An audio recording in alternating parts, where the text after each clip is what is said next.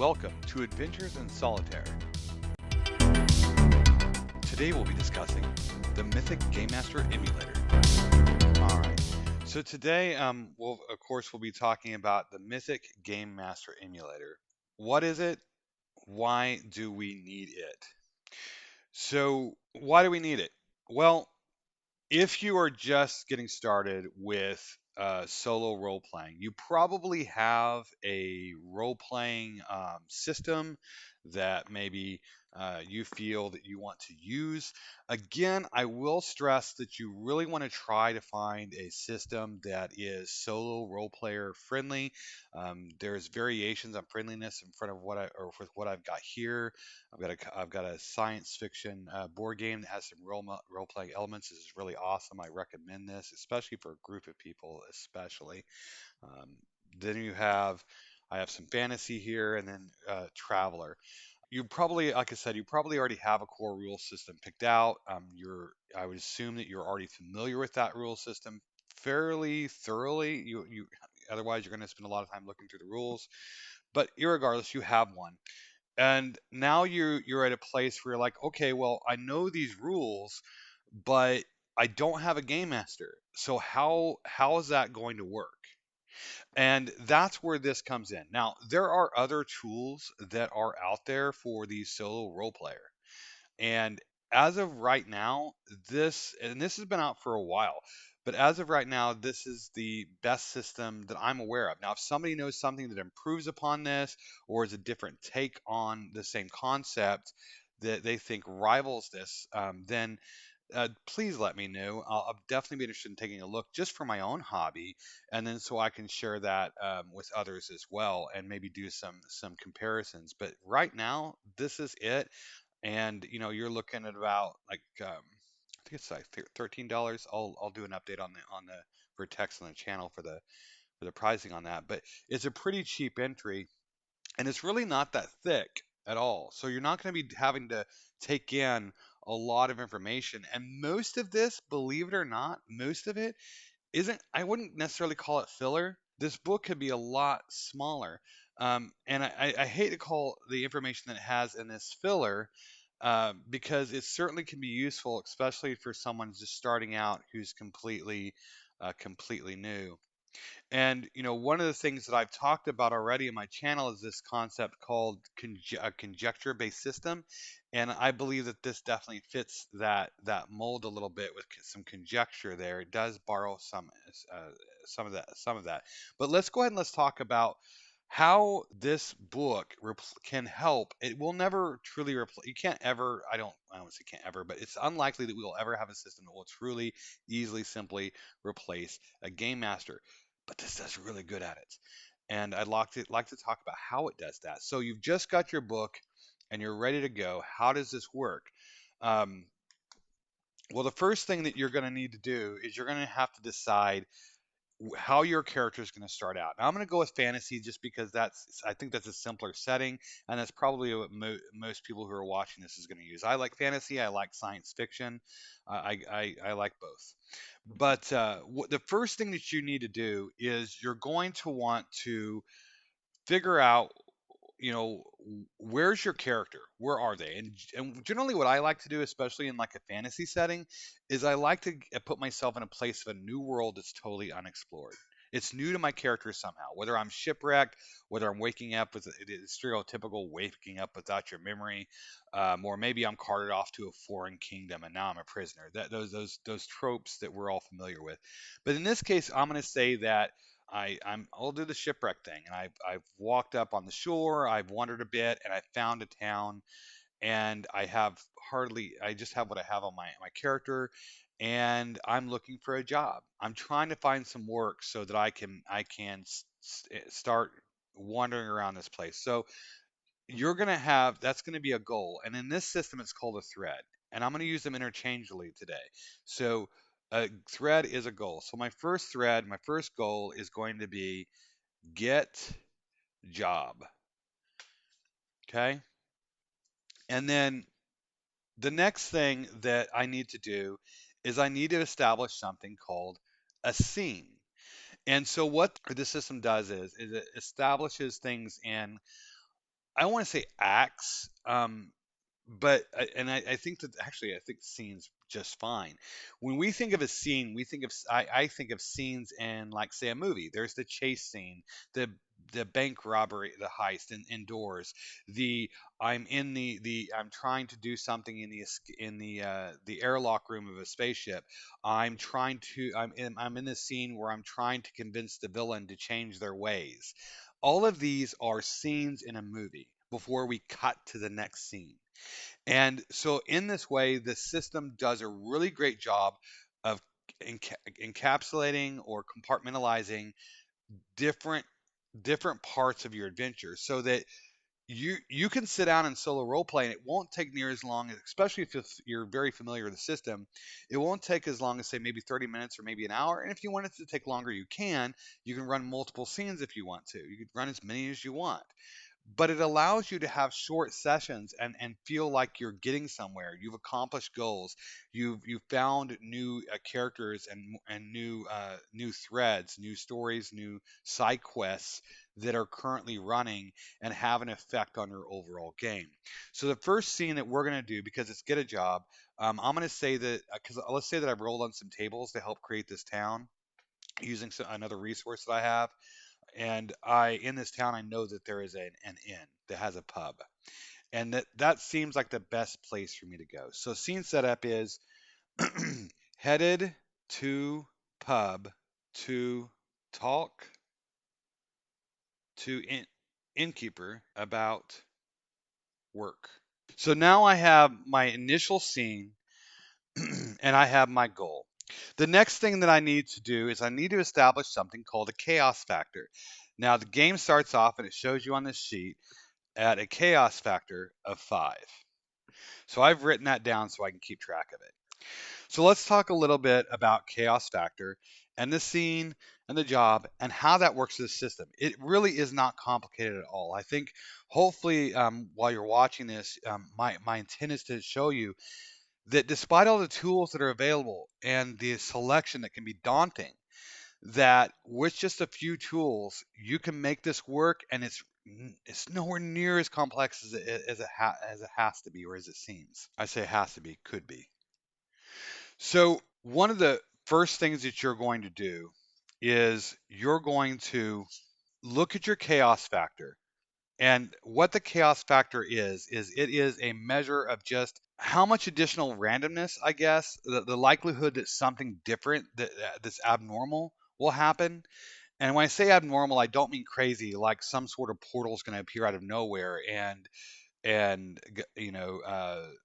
Elvis is going to pop through, right? It's not like that. It's just things like that you wouldn't normally expect to happen. Somebody who you thought was dead, it comes back. The scene somehow changes. And so that's what the chaos factor does. The higher the chaos factor gets, the more likely that unexpected, I don't say crazy, but unexpected things will happen. The lower it is, the more likely it is that what you expect is going to happen will happen. And so the first thing you'll do is you'll roll a 10-sided die. You will check it.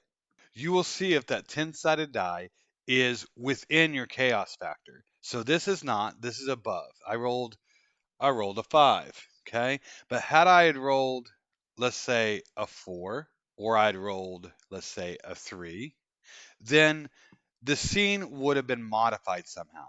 If I'd rolled a 3, then the scene would have been altered. So that what an altered scene means in this system is that something it's not going to keep you from doing the scene the way it's intended, and like that you're going to go talk to somebody about that. It's going to change how you expected that to happen. Some other something's going to happen in addition to that. Maybe the pub's completely empty. Maybe the pub has some other event going on there that you didn't expect. If you roll, and that's on an odd number, by the way. Because I said 3 and I didn't explain that. My apologies. So if I'd rolled a 3 or a 1, that's an odd number. And odd numbers mean altered scene. So the scene's going to be altered in some way, but it's not going to prevent you from asking your question or trying to complete it the way you would expect. So if it's an even number but it's below the chaos factor, it is what's called an interrupted scene. And with an interrupted scene, it's going to interrupt your ability to complete it. It could completely spin this to being something that you just totally did not expect, and you may not be able to just get the job. It may be that you're presented with a minor adventure, probably something like that. So you're still getting to do something, and you're still probably going to get something out of it. More than likely, the case there. So let's just assume though, because I'll address how you're going to find out what happens, and that's really critical and it's really important. But we're going to move on. We're going to say that the scene went on as expected, and I'll show you how you can figure out what would happen if it was altered or interrupted later. So the next thing that you'll do is you're going to go ahead and play this out. So I'm going to say that we went ahead. Where I've walked to the pub. I went in there. You can start asking some questions. You can ask it in the fate chart. You can use additional tools if you'd prefer for some of these questions. I do like to use additional tools to enhance this just a little bit. It makes my life a little easier, and we will be doing that today. But you can ask questions like, say, is the inn or is the pub really busy? And because you don't know, I would assume that the odds of that are 50-50. And what this chaos rank does is it modifies this thing called this fate chart. And this fate chart is what you're going to use to simulate a GM responding. And you have to use logic. To me, with this town, I don't know if it's busy or not. So I'm gonna say that there's 50-50 odds on this table, but there's a lot of other options here. But we'll roll with 50-50. And the next thing I'm gonna do is I'm gonna compare that to the chaos rank, which right now is 5. Okay. So with a 50-50, it's gonna be what I expect. It's gonna be 50. So I'm gonna roll on a percentile die and see what I get. Well, I got a 6 in the tens place, and I got a 5 in the ones place. So that is above the number, and so it is not busy. Okay, it's not busy. So I would know now while I'm walking the scene, it's pretty calm. If I want to ask more questions and details, I can, like how many people are there, but I don't really think that's necessary right now. And the important thing that I would stress, just for time's sake, is that you really just do your best not to ask like unimportant questions. If for some reason knowing that there's 5 or 6 people in there, or 10 people, or however many is important to you, I guess go ahead and ask it. But try your best just to not to ask those like, does this thing is this made of bricks? Is it made of stone? Don't ask those questions just tell it's important. Like if you want to light the place on fire for some reason, that might be important to know what it's made of. But otherwise, I wouldn't bother. So we know now that it's not that busy, and I just want to go ahead and walk up to and honestly, that was a question I probably didn't have to ask, but I'm going to go ahead and walk up to the innkeep, and I'm going to ask the innkeep, hey, are there any jobs?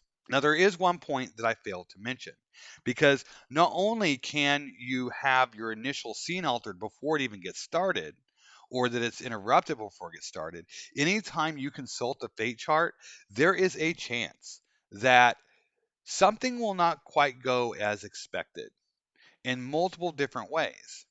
So when you initially make your roll, you're going to be checking to see if you roll doubles. Okay. In this case, I did not. I rolled a 32. But let's just say I rolled a 33. Okay. That is doubles. Okay. If the repeated number, in this case, the repeated number is 3, is equal to or less than your chaos rank, which in this case it is a 5. So 3 is less than 5, right? Something will happen. Something's going to be different about what you would expect. On the same page, we have something called the event focus table. We would then roll a 10-sided die. I rolled a 1. And in this case, it would show that there's a remote event. And I'm going to cover these lightly, just really quickly, but this table allows for a bunch of different things to happen. Remote event in this case basically means that something that's not currently in your spot where you're at in the building, in the city, whatever, something outside of that is happening and you're being notified of it in some way. Okay. That can be that you're being notified. In this case, it's a fantasy setting by a town crier. You can hear from the outside, by local guardsmen rushing in, by a youngster running in to deliver you a letter, yeah, that kind of common trope. Something's happening that's exterior to this, and it may not have anything directly to do with you. It may have something to do with the town or whatever. You never really know. And again, we'll get to how you figure that piece out. They also have NPC action. So if there's an NPC with you, an NPC may take an action. That could actually be the barkeep in this case. It could be that we're introducing a new NPC. Say that somebody walks up to you from the shadows in a corner at the table and wants to talk to you. It can move towards a new threat, i.e., a new goal or maybe a subquest. Somebody else comes up while you're talking about this job that he has to offer, and he has a job of his own, or she has a job of her own. You can move away from a thread. Moving away meaning that a job is no longer a thing, and maybe it's just not available here. To close a thread that also is similar in that you've completed it somehow. Maybe this is your objective and you've met it, or the objective is no longer, it's been here, or an issue, it's been destroyed. Um, it could be a PC negative thing that happens to you. It could be a PC meaning you. It could be a positive thing that happens to you. An ambiguous event, a negative NPC interaction, a positive NPC interaction. Okay. So there's a lot of these, and this book goes into detail and describes what that means. But once you figure out a focus, the next thing that's going to happen is you need to determine the meaning of that focus. And so then what you'll do is you'll be brought to a couple of tables and you'll roll both of them. So for example, we have the remote event. Let's keep that in mind. We're getting ready to talk or are in the process of talking to the innkeep, and a remote event happens while we're in the process of asking. In this case, look at that. Okay, I need to learn to roll better. I rolled a 33. So 33, the first thing is that it's an action. It's something about something stopping or someone stopping. The next thing I'm going to do is I'm going to roll again. There, I've learned to roll better already. I got a 97. Stop leadership. All right. So this has something to do about stopping leadership. Now, what does that even mean? Stopping leadership. Okay. Now, I had mentioned before that I would explain how we go about figuring some of these things out when it's just not outright obvious, and most of the time it won't be. Okay. So, what do we now know with this system? We went to go talk to the barkeep. Nothing really happened there. The bar really wasn't that busy. I didn't have to ask that question, but I did. And then when I got ready to talk to the barkeep, something happened. Something's different here, and something that's going on outside of the inn that is involves stopping leadership. So I would assume leadership, especially since we don't have a whole lot of information, because here's where this is conjecture now, right? And by the way, we apply conjecture all the time, and I think a really great way to think about this is that, at least for me, maybe again, maybe somebody has something better for this, but when I'm watching like a mystery movie or something, I'm always trying to figure out, and I think most of us are trying to figure out what's really going on. Is this really their motive? Do they have an ulterior motive? Are they the sneaky person we think that they might be? And we're trying to use all of the clues, the environment, everything that's come before to try and piece together what's really going on. And you're literally using that same methodology to understand what these clues are to you. So stop leadership. All we have right now in our current setup and scenario is that we are in a new town we've never been in. We're talking to a barkeep about it, or getting ready to. We may not at this point. We probably even haven't had a chance to ask. So all I had to go on is the town. Now every town has a leadership. That's the only leadership that I would know of. Right? That's just some basic logic. There's probably a mayor, some person that's the head of the town, and it involves stopping that head of town somehow, whether it's an action or stopping them in some greater way. So from here, I'm probably going to want to know a little bit more. And this is where I need to get some more conjecture. I need some more information. And this is where I would ask I imagine a scene where somebody runs in. and we can, we could come up with something to figure out what kind of NPC it is randomly. But we're going to skip that right now. But let's just say it's like a local peasant, and they run in and they say, "Hey, we've got to stop XYZ," and then you as a player would ask the GM, "Stop who? Why? What's going on?" And the GM would respond, but we don't have that GM. So we need a bit more. So what I'm going to go ahead and do is I'm going to use a secondary resource. And I've mentioned these before in some of my other videos, but we'll pretend you haven't. But this is the Game Master's Apprentice deck. There's multiple of these. This is themed for sci-fi. I probably should have grabbed my fantasy one, but we're going to go ahead and change the wording so it matches fantasy when I need to. But it's a double-sided deck with just tons of information. I'm not going to go over all the information they cover, but I am going to go ahead and refer to some of it. All right, let's pick up whatever this one on the top here. And what we have here is let's take a look at the card. I have some things here. I have a catalyst, mentor, slain, and train. All right. So with that, I have uh, the catalyst for this event would be that a mentor is slain. So all right. So that's more. So now we know that we need to stop the leadership. This guy has come in. He's run in. He said we need to stop the mentor. Or sorry, stop the leader of the town. He is slain a mentor, like a teacher of some kind. All right. And so maybe I want a little bit more. So I could draw another card. Or if I wanted to, I could just flip the card because they're double sided. And I have some more information. Now, keep in mind, I could use other things in this card to get that information, but this is just easier because I don't have to use a reference sheet. And I haven't got these symbols. There's so much information these symbols can give you.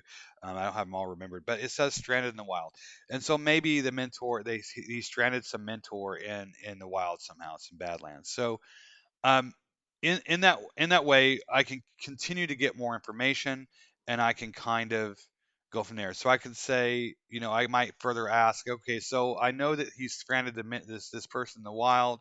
They need to stop.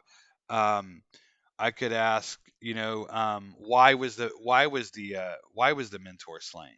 I would pull something else up, and here it says new species found. That doesn't do me much, so I'm going to go ahead and move on. I could try and use some conjecture on this, but that's a little out there, so I'm going to move on. Um, Ship crashes, jungle. Okay, that doesn't give me too much. But I also have some adjectives: exterminate, consuming, goal, and I probably could have used it on the other one too. I wasn't thinking about that. Okay, we're still not down to why. It was isolated, slowly work, witness to cover. Oh, there we go. We got something now. They were witness to a cover up.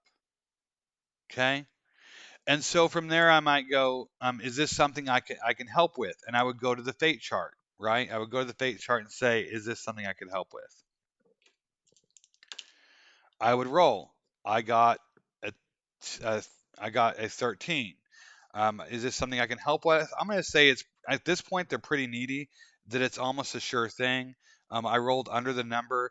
Also, on top of this, it's important to understand with this fate chart, it has a couple of other smaller numbers, and they are what we would call critical success or critical failure.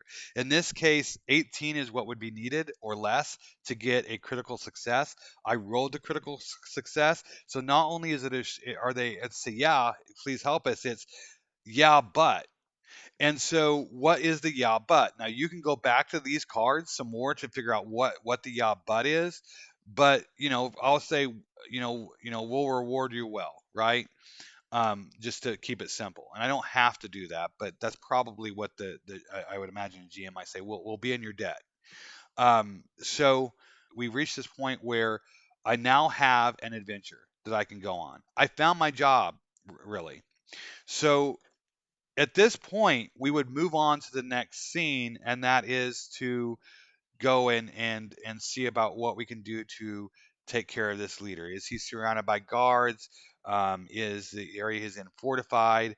Things like that. The questions like that you'd start to ask, but that would really move us on to the next scene. So this scene is done.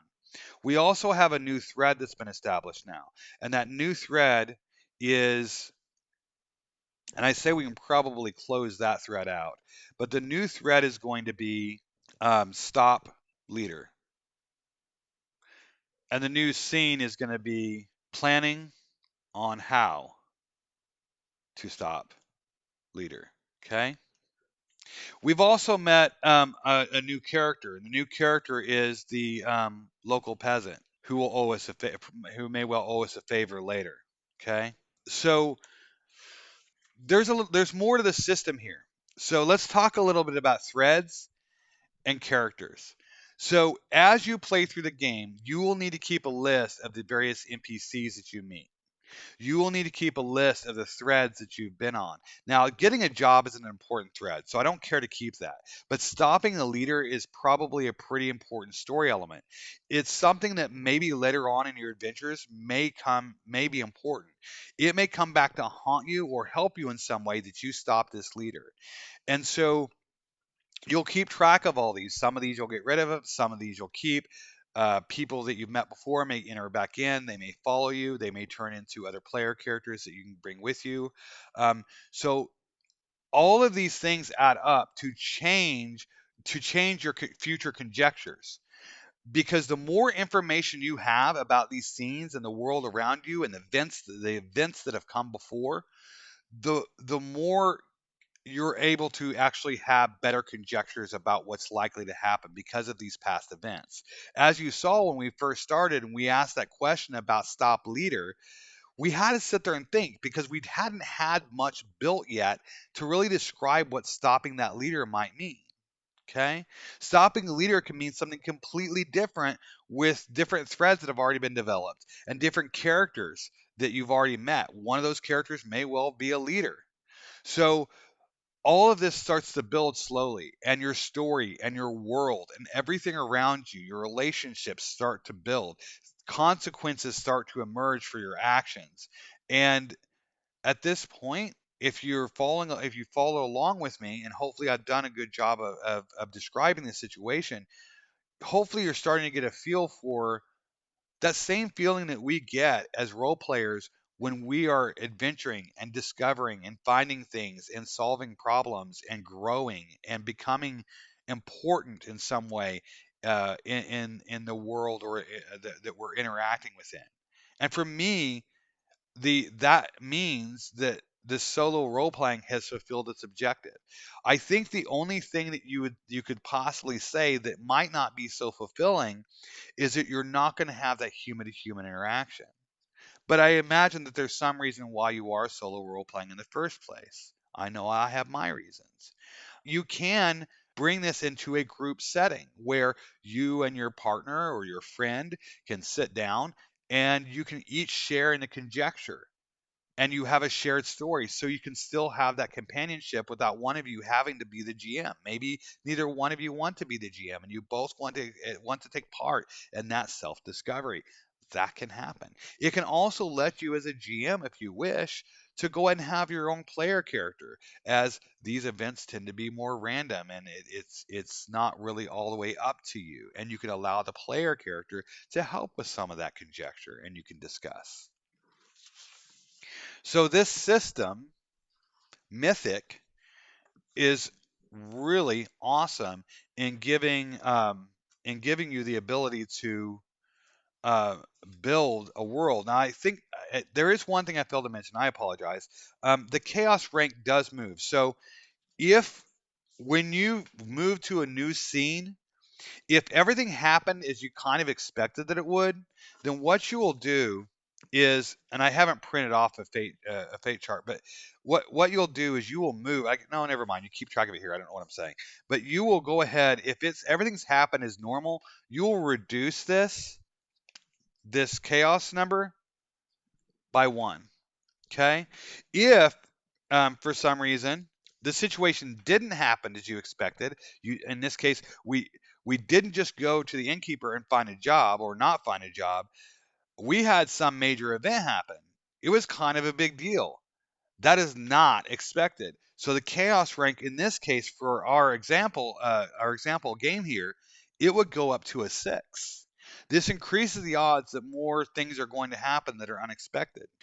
So again, this system just really allows for some really incredible things to happen that we might not expect to happen. I think I'd like to ask, if you're watching this, is that if there's anybody out there that wants some more examples of this, maybe that wasn't enough. Maybe I need to play through something a little bit more lengthy to kind of help maybe understand how this works. And if there's some interest in that, then maybe I can kind of sit down and play through a scenario and show you how I kind of work through that system. That's it. That's Mythic Game Master Emulator, an incredible resource. Like I said, it has a lot of filler in here. Hey, sorry, I don't like that word. It's not just filler. It's good information that can kind of help you along and give you some ideas. They have additional content. They actually have their own role playing system that they have. They have supplements. They have their own like information generators. I actually am going to look at getting some of those because some of those look pretty cool. I don't mind adding the library. Maybe I can review some of those later. But that's it for Mythic Game Master Emulator review. Excellent product. It's in my collection. It'll stay there, and um, definitely highly recommend it. Highly recommend it. Thank you again for watching.